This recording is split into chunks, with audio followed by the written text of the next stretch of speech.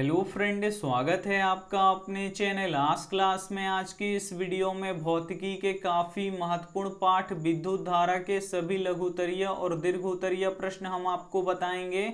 जितना भी हम आपको लघुत्तरीय और दीर्घोत्तरीय प्रश्न बताएंगे वो आपके बोर्ड परीक्षा के लिए काफ़ी महत्वपूर्ण रहेगा। तो एक भी प्रश्न प्लीज़ आप लोग स्किप मत कीजिएगा, वीडियो को प्लीज़ आप लोग शुरू से लेके अंत तक देखिएगा। और इसमें से जो भी प्रश्न आपको याद ना हो तो प्लीज़ आप लोग उसे नोटबुक पे लिख के जरूर याद कर लीजिएगा। चैनल को अभी तक आप सब्सक्राइब नहीं किए हैं तो चैनल को सब्सक्राइब कर लीजिएगा। और सब्सक्राइब करने के बाद एक बेल आइकन आता है तो बेल आइकन को दबा के ऑल पे कर लीजिएगा, ताकि जब भी लाइव क्लास हो तो आपके पास नोटिफिकेशन पहुंचता रहे। तो आइए शुरू करते हैं पहले नंबर प्रश्न से। तो पहला नंबर प्रश्न है कि विद्युत धारा किसे कहते हैं। काफी महत्वपूर्ण प्रश्न है ये आपके बोर्ड परीक्षा के लिए कि विद्युत धारा किसे कहते हैं। तो आइए इसका उत्तर देख लेते हैं। आवेश के प्रवाह के दर को विद्युत धारा कहते हैं। तो यहाँ पे आपको समझ में आ गया होगा कि विद्युत धारा किसे कहते हैं। तो जो आवेश होता है उसी के प्रवाह के दर को ही विद्युत धारा कहते हैं।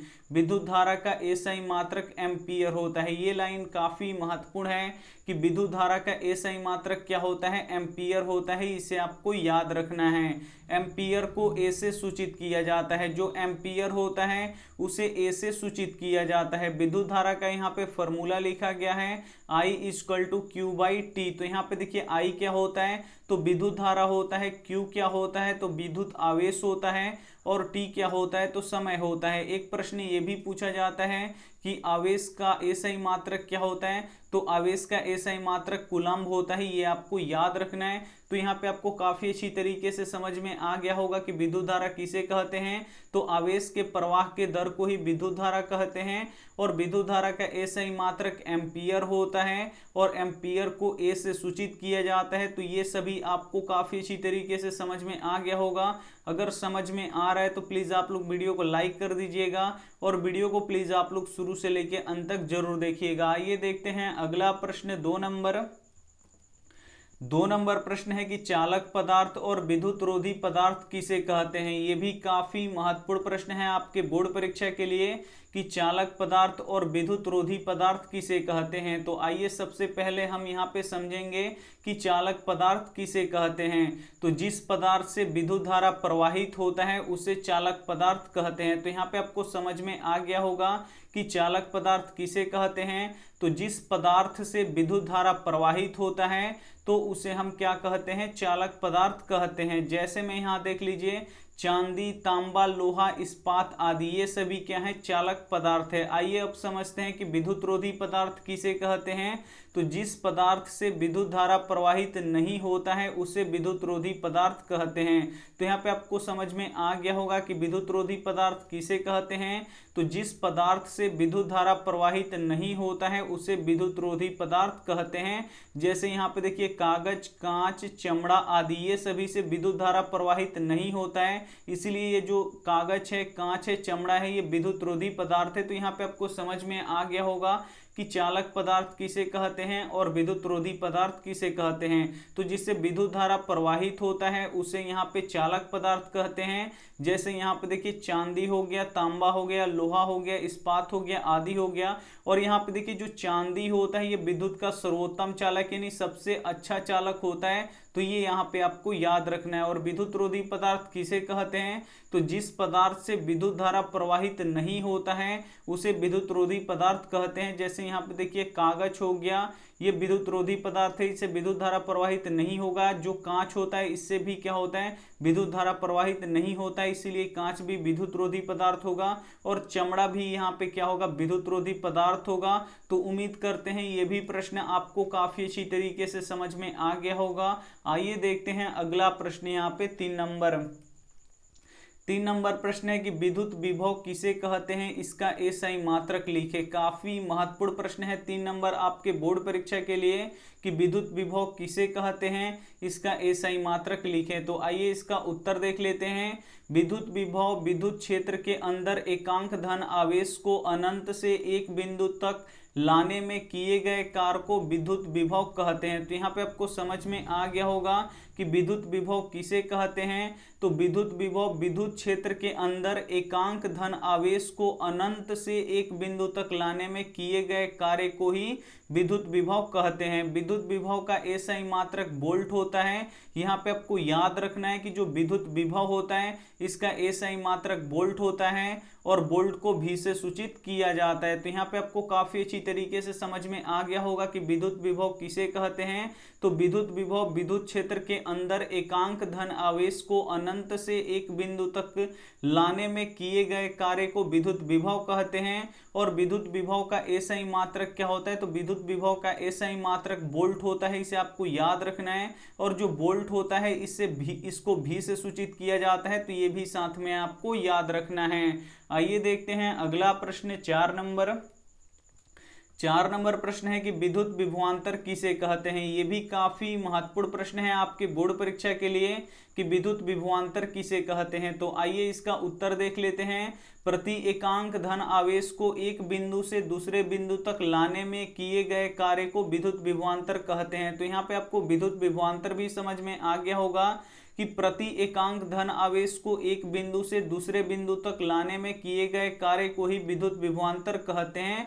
और विद्युत विभवांतर का एसआई मात्रक वोल्ट होता है। जो विद्युत विभवांतर होता है इसका भी एसआई मात्रक क्या होता है, वोल्ट होता है। जो हम पिछला यहाँ पे प्रश्न पढ़े थे विद्युत विभव, उसका भी एसआई मात्रक क्या होता है, वोल्ट ही होता है। दोनों का यहाँ पे देखिए विद्युत विभव और विद्युत विभवांतर दोनों का ही एसआई मात्रक वोल्ट होता है। और वोल्ट को किससे सूचित किया जाता है, भी से सूचित किया जाता है। तो यहाँ पे आपको समझ में आ गया होगा कि विद्युत विभव किसे कहते हैं। तो प्रति एकांक धन आवेश को एक बिंदु से दूसरे बिंदु तक लाने में किए गए कार्य को ही विद्युत विभवांतर कहते हैं। और विद्युत विभवांतर का भी एसआई मात्रक वोल्ट होता है। और वोल्ट को किससे सूचित किया जाता है, भी से सूचित किया जाता है। तो उम्मीद करते हैं ये सभी प्रश्न आपको काफी अच्छी तरीके से समझ में आ रहा होगा। समझ में आ रहा है तो प्लीज आप लोग वीडियो को एकदम शुरू से लेके अंत तक देखिएगा। और वीडियो को लाइक नहीं किए हैं तो प्लीज आप लोग वीडियो को लाइक कर दीजिएगा। और इसमें से जो भी प्रश्न आपको याद ना हो तो प्लीज आप लोग उसे नोटबुक पे लिख के जरूर याद कर लीजिएगा। आइए देखते हैं अगला प्रश्न 5 नंबर प्रश्न है कि ए मीटर तथा वोल्ट मीटर में अंतर लिखे। काफी महत्वपूर्ण प्रश्न है ये आपके बोर्ड परीक्षा के लिए कि ए मीटर तथा वोल्ट मीटर में अंतर लिखे। तो आइए इसका उत्तर देख लेते हैं। सबसे पहले आपको लिखना है ए मीटर एक बगल और दूसरे बगल आपको लिखना है वोल्ट मीटर। और एक एक करके आपको अंतर स्पष्ट कर देना है। तो आइए इसका अंतर देख लेते हैं।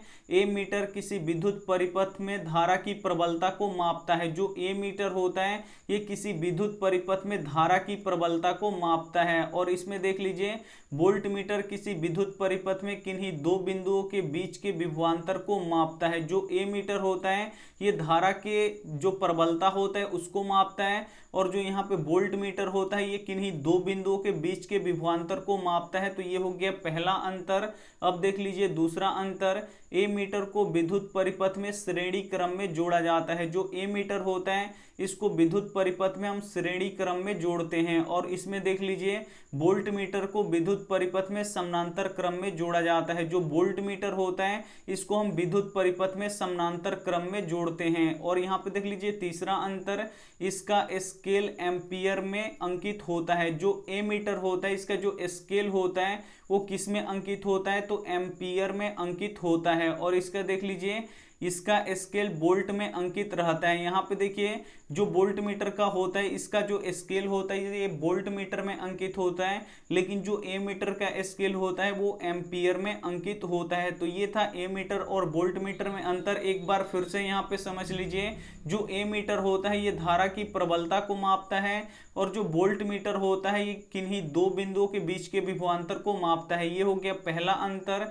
ए मीटर को हम विद्युत परिपथ में श्रेणी क्रम में जोड़ते हैं। और जो वोल्ट मीटर होता है इसको विद्युत परिपथ में हम समानांतर क्रम में जोड़ते हैं। इसके स्केल पर एम्पियर अंकित होता है। जो ए मीटर होता है इसके स्केल पर एम्पियर अंकित होता है। और जो वोल्ट मीटर होता है इसके स्केल पर वोल्ट अंकित होता है। तो उम्मीद करते हैं ये भी प्रश्न आपको काफी अच्छी तरीके से समझ में आ गया होगा।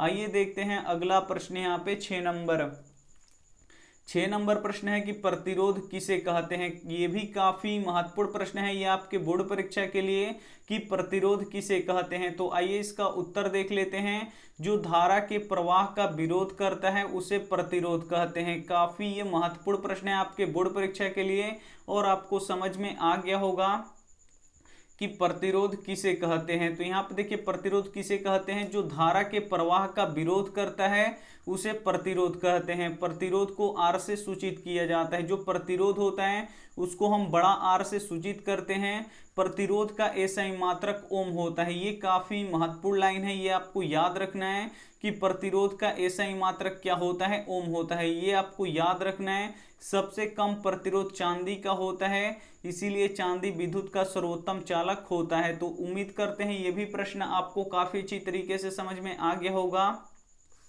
कि प्रतिरोध किसे कहते हैं। तो प्रतिरोध किसे कहते हैं, तो जो धारा के प्रवाह का विरोध करता है उसे प्रतिरोध कहते हैं। यानी यहाँ पे देखिए एक तार है, अगर इससे विद्युत धारा प्रवाहित किया जाएगा तो ये विद्युत धारा को आगे बढ़ने नहीं देता है, ये धारा के प्रवाह को रोकता है यानी उसका विरोध करता है। उसे ही हम लोग क्या कहते हैं, प्रतिरोध कहते हैं। और प्रतिरोध को बड़ा आर से सूचित किया जाता है। और प्रतिरोध का एसआई मात्रक क्या होता है, तो प्रतिरोध का एसआई मात्रक ओम होता है।